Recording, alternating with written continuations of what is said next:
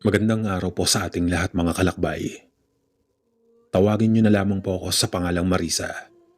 Nakatira dito sa Deparo, Caloocan City. Gusto ko lang pong ibahagi sa inyo ang aking karanasan na hinding-hindi ko makakalimutan kailanman.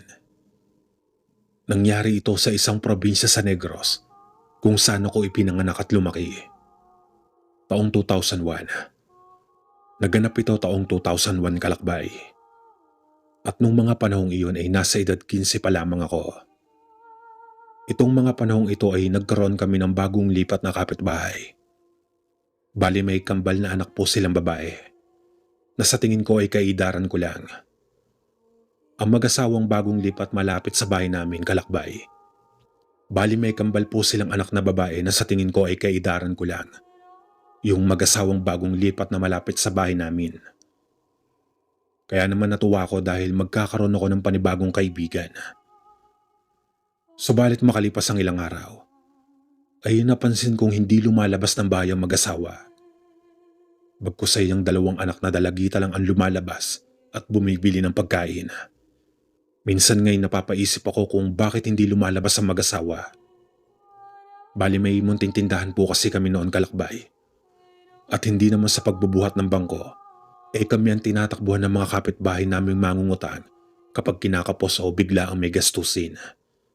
Isang seaman po kasi ang ama ko, kung kaya kahit papano ay naibibigay niya ang pangangailangan namin. At ang aking ina naman ay masasabi kong isa ring negosyante. Sa kadahilan ng lahat ng binibigay na pera ng aking ama sa kanya ay inilalaan niya sa pagnenegosyo. Ang katuwiran niya kasi sa amin noon, nagpapakahirap magtrabaho ang aking ama sa gitna ng karagatan. Kung kaya dapat pahalagahan rin namin ang bawat sentimong ipinapadala ng aking ama. Nang sa ganoon sa oras na mapagod at hindi na magtrabaho ang aking ama, ay may mapagkukuhanan raw sila ng hanap buhay. Kaya naman isang araw noon kalakbay, bumili sa tindahan namin ng magkapatid na anak ng bagong lipat na kalapit bahay na itago na lang po natin sa pangalang Lira at Mara. Bumili ang mga ito ng tinapay. At dahil sa medyo matabilang dila ko kalakbay, kung kaya nagtanong ako ng, "Hoy Lira, bakit hindi lumalabas ang nanay at tatay nyo? May sakit ba sila? O ayaw lang nilang makita ang mga kapitbahay rito?" Napansin kong bahagyang umuwi at umiwas ng tingin sa akin si Mara pagkaabot ko ng tinapay na binili. "Ano, may sakit sila no? Nakakahawa ba ang sakit nila kaya hindi sila lumalabas ng bahay?" Pangungulit kong tanong. "Wala yung tatay namin dyan. Hinatid lang kami tapos bumalik na sa Maynila. Yung nanay na lang namin ang nandyan sa bahay. Tsaka tama ka, may sakit yung nanay namin at nakakahawa." Pagtataray na wika ni Lira at inirapan ako. "Ang sungit mo naman, nagtatanong lang naman ako eh." Ani ako't nginusuan ko rin siya. Bago pa maglakad ang kambal, ay matalim na tinitigan muna ako ng mga ito. Kaya tinitigan ko rin sila ng masama. Dahil sa ako yung tipo ng dalagita na hindi nagpapatalo sa mga nakakaaway kalakbay. Nang sa bigla na lamang akong magulat at mapayuko. Nang sa walang ano-ano'y binatukan ako ni Ate Rosie. Napatingin ako sa kanya at napawika ng, "Aray, ano ba ate? Ang sakit ng ginawa mo ha?" Sabay kamot ko sa ulo ko. "Ano ka ba naman? Nang aaway ka na naman ng mga bumibili. Bakit mo siningitan yung mga anak ng bago nating kapitbahay?" Galit na wika ni Ate Rosie at pinanlalakihan ako ng butas ng ilong. "Hindi ko naman inaway ah. Tinanong ko lang naman kung bakit hindi lumalabas ng bahay ang nanay nila. Ani ako dito." "Bakit mo naman tinatanong? Bakit may kailangan ka ba sa nanay nila? Mga ganyang bagay huwag mong pakialaman." Galit na sabi sa akin ng kapatid ko. "Ano ka ba naman ate? Wala namang masama sa tinanong ko eh. Pagdadahilan ko dito." Hindi naman umimik pa ang kapatid ko. Tapos ay pinandilatan na lang ako ng mga mata at pinanlakihan ng ilong. Tapos ay pumasok na ito sa loob ng bahay. Makalipas ang ilang araw ay ganun pa rin ang nangyari. Habang tumatagal ay mas lalo na talaga ako naiintriga. Dahil sa mula nang dumating ang mga ito, ay hindi ko talaga nakikita pa ang nanay ng kambal. Kaya naman isang hapon noon, Sinadya kong damihang magluto ng ulam para mabigyan ko ang bago naming kapitbahay at masilip ang nanay ng kambal na si Mara at Lira. Dahil sa gustong gusto ko talagang makita ang kanilang ina sapagkat nagagandahan ako sa magkapatid at sa tingin ko ay namana ng mga ito ang kagandahan ng kanilang ina. Matapos kong makapagluto at pasado 6:00 na noon, ay kaagad na ako nagbukod ng ulam para dalhin kina Mara. Maya-maya pa ay naglakad na ako papalapit sa bahay ng mga ito. Napansin ko namang napakatahimik lang ng bahay at wala pang nakasinding ilaw. Kaya naman pagkalapit ko sa pintuan ay kumatok na ako kaagad. Nang sa ganon ay marinig ako ng taong naroon sa loob ng bahay. "Tao po, Mara, Lira, nandyan ba kayo? May ipinabibigay kasing ulam si nanay sa inyo. Eto oh." Anya ko at patuloy pa rin sa pagkatok. Subalit nakailang katok na ako, ay wala pa rin ako naririnig na sumasagot sa loob ng bahay. Kaya naman dahan-dahan ko ng pinihitang seradora. At nung nakaawang na nga iyon ay kaagad na akong sumilip sa pintuan. Sa pagsilip ko ay agaran ako napatakip ng ilong. Sa kadahilan ng bumungad sa mukha ko, ang napakalansang amoy na parabang amoy na nabubulok. Sa kadahilan ng bumungad sa mukha ko, ang napakalansang amoy na parabang amoy na bubulok na hasang ng isdat na burong katawan ng hayop. Ano bang amoy yon? Napakabaho naman. Asar kong sambit sa sarili ko. "Tao po, may tao ho ba dyan? Aling Carol, may pinabibigay na ulam po ang nanay ko sa inyo."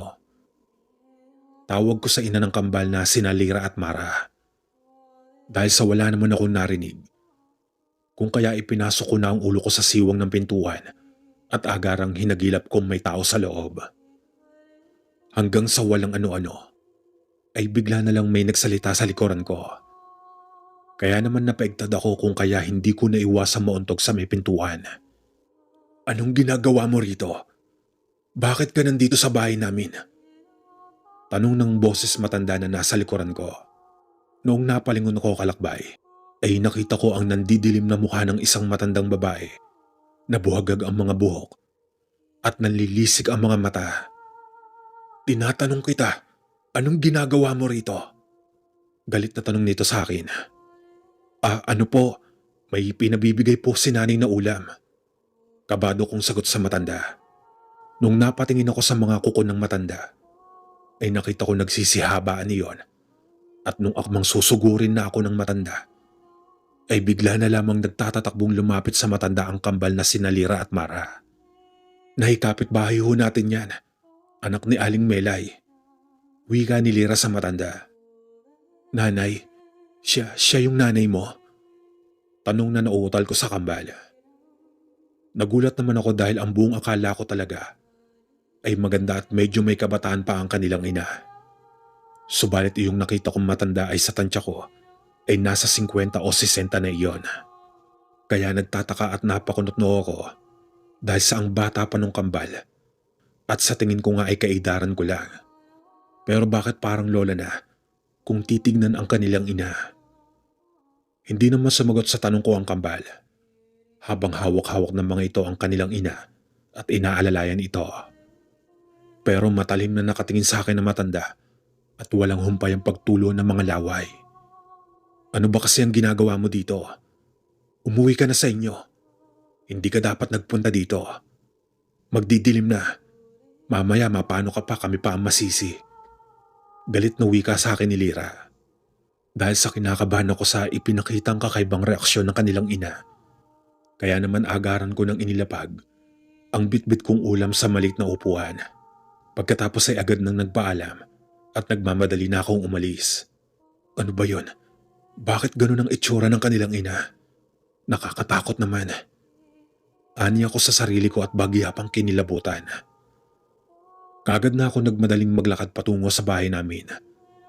At pagkarating ko nga'y nagtaka ang aking ina kung bakit namumutla umano ako at saan raw ako galing. "Doon lang ho sa kalapit bahay natin, Nay."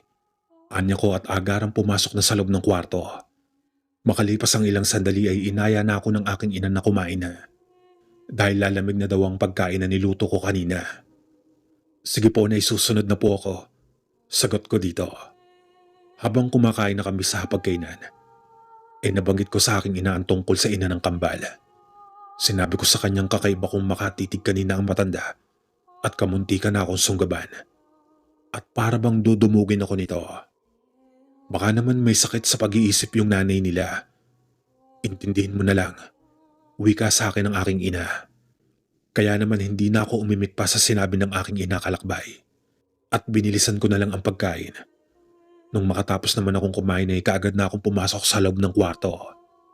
Maya-maya pa, habang nagpapahinga ako at nagpapaantok, bigla na lamang ako napaigtad dahil sa pagkagulat na makarinig ako ng malakas na kalabog mula sa may itaas ng bubungan na para bang may nagbato ng malaking bato doon.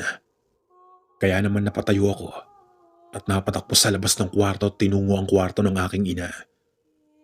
Subalit bago pa man ako makarating sa pintuan ng kwarto ng aking ina, ay nakita ko nakabukas iyon at papalabas na rin ng kwarto siya. Ano pong ingay iyon, Nay?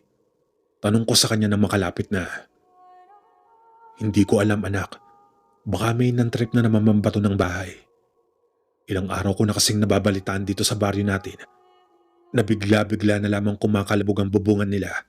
Akala mo'y binabato. Pahayag ng aking ina. Akamang sasagot na sana ako nang bigla na naman kaming nakarinig ng malakas na kalabog. At sa pagkakataong iyon ay kasunod na ang huni ng wakwak at ang malakas na pagaspas ng pakpak. Napayakap na lang ako sa aking kapatid. Samantalang ang aking ina ay agaran nitong pumunta ng kusina at kinuha ang asin at kutsilyo. Pagkabalik ng aking ina sa kinaroroonan namin, ay inutusan kami nitong maglagay ng asin sa bawat sulok ng bahay at maglagay rin ng asin sa mga bintana. Kaagad namang sumunod ang kapatid ko, kung kaya palaging nakabuntot lang ako dito. Dinig na dinig ko ang pagpupumilit makapasok ng nilalang na nasa taas ng bubungan. Dahil sa ginagawa nitong pagkutkot sa bubungan at inaangat ang gilid ng yero. Nang sa ganun ay makasilip iyon. Ngunit kada angat ng nilalang ng yero ay agara namang kinakalampag ng aking ina ang bubungan namin gamit ang panungkit namin ng damit. Sige, subukan mong pumasok ka rito sa loob ng bahay. Nang sa ganun ay makita mo ang hinahanap mong aswang ka. Paghahamon ng wika ng aking ina. Umaangil naman ng malakas ang nilalang habang ang mga aso naman ng kapitbahay namin ang nagsipag-alulungan at para bang nababahag ang mga buntot niyon. Hanggang sa maya-maya pa ay narinig na namin ang boses ng mga taong palapit sa bahay namin. At narinig naming binabato ng mga iyon ang nilalang sa bubungan. Dinig na dinig ko ang malakas na pagaspas ng pakpak ng nilalang na animoy palayo na iyon.